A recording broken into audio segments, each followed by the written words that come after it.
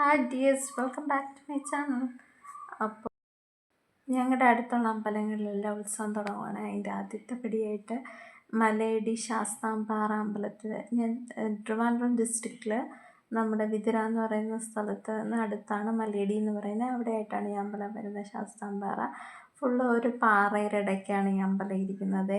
ഇതിനേക്കാളും പുറത്ത് കാണുന്നതിനേക്കാളും അകത്ത് കയറി കാണുന്നത് സൂപ്പറാണ്, നല്ല വ്യൂ ആണ്.